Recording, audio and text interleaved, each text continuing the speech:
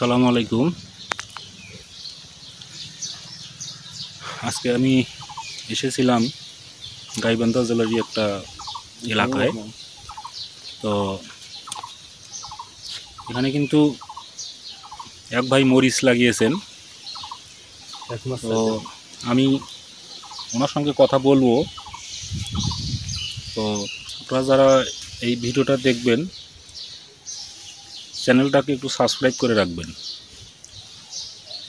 তাহলে নতুন নতুন আপডেটের ভিডিও নোটিফিকেশন আপনাদের কাছে চলে যাবে এবং সেই সঙ্গে অবশ্যই লাইক, কমেন্ট এবং শেয়ার করে দেবেন। তো আমি একটু ভাইয়ের সঙ্গে একটু কথা বলবো। উনি এই মরিচের মরিচটা কীভাবে সংগ্রহ করলেন এবং চারা কিনছেন না বীজ কিনেছেন, আমি সে ব্যাপারে একটু কথা বলবো এবং যদি কিনে থাকে সেটা কীভাবে উনি সংগ্রহ করেছেন। দেখতেই পাচ্ছেন মরিচ কিন্তু অলরেডি এত ছোট গাছে কিন্তু একদম রোগবালাই প্রভাব মুক্ত। একটা গাছের কোনো পাতার কোনো প্রকার কোনো সমস্যা এখানে এই ভাই কিন্তু হতে দেয় নাই। উনি একজন ব্যবসায়ী মানুষ, নিজে কিছু কিছু বীজের ব্যবসাও করে, আবার কীটনাশকের ব্যবসাও করে। তো সেই হেতু উনি ট্রিটমেন্টটা কিন্তু ভালো জানেন, আসলে মরিচের কীভাবে ট্রিটমেন্ট করতে হয় উনি কিন্তু এটা জানেন, এটার প্রমাণ পাওয়া গেল আর কি। তো আমি একটু ভাইয়ের সঙ্গে। আসসালামু আলাইকুম ভাই।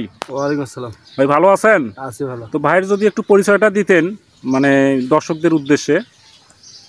আমার হলো গিদের ইউনিয়ন 6 নম্বর ওয়ার্ড বাড়ি, কাউন্সিল বাজার। আমার হলো দোকান আছে। হ্যাঁ, দোকানে সাইনবোর্ড আছে, জুয়েল ট্রেডার্স। হ্যাঁ, আপনার নামও তো জুয়েল? হ্যাঁ, আমার নামও জুয়েল। আচ্ছা, এটা গাইবান্ধা জেলা?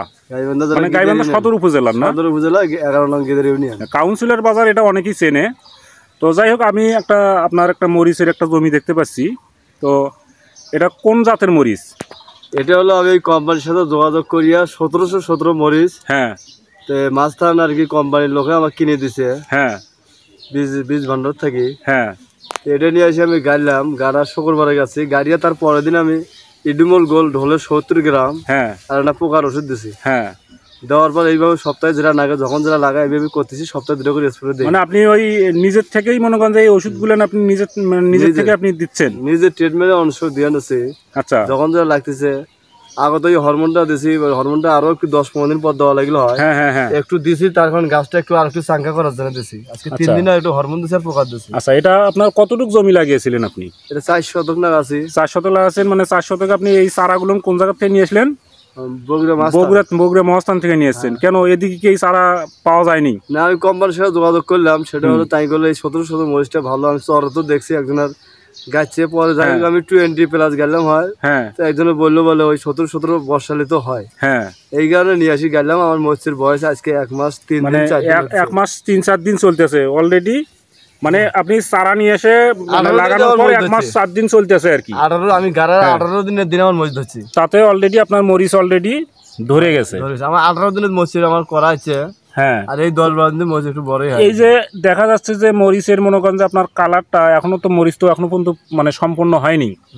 তো আপনার কাছে মরিচের কালারটা থেকে কেমন মনে হচ্ছে? ভালো হয়েছে। একটিভ আমি পানি দিচ্ছি, যে খরালি দিন যেহেতু কালকে আমি পানি দেবো। তো আমি আপনার কাছে অনুরোধ করব, সেটা হলো যে এই এলাকাতে তো অনেক নার্সারি ভাইরা আছে, নার্সারি যারা চারার ব্যবসা করে। তো তাদের উদ্দেশ্যে যদি আপনি বলেন যে এই মরিচটা আসলে তারা বীজ ক্রয় করলে তারা কি চারা বিক্রি করতে পারবে কিনা, কৃষক লাভবান হবে কিনা? সেটা কি অনেক কৃষক আছে আমার মরিচ দেখে যাইতেছে, বড় 15 দিন বড় আসি দেখবে, 1 মাস পর দেখবে। হ্যাঁ, দেখার পর তারা এই মরিচটা আর কি প্রয়োগ করে চাইছে। কত বল তুই যেহেতু করছিস, হ্যাঁ, তোর মরিচটা দেখা হবে আগে। আচ্ছা আচ্ছা আচ্ছা, বুঝতে পারছি। তো তাহলে অলরেডি এই যে মরিচ দিয়ে ধরে ফেলেছে। হ্যাঁ হ্যাঁ, এই যে দেখতে পাচ্ছি মরিচ অলরেডি চলে আসছে। তো গাছের মানে পরিস্থিতি সম্পর্কে আপনার কেমন মনে হচ্ছে, ধারণা কি পাচ্ছেন আপনি? হবে এখন 1 মাস 4 দিন যেহেতু বয়স, হওয়ার মানে হতাশ হওয়ার কিছুই নাই। হ্যাঁ, যেহেতু সময় আছে, মাসে 2 মাসের মরিচ আছে, 18 দিনে আমার মরিচ ধরছে, এটা বিশাল ব্যাপার ট্রিটমেন্টের কারণে। তো আচ্ছা, ঠিক আছে ভাই, ওকে, সালামু আলাইকুম।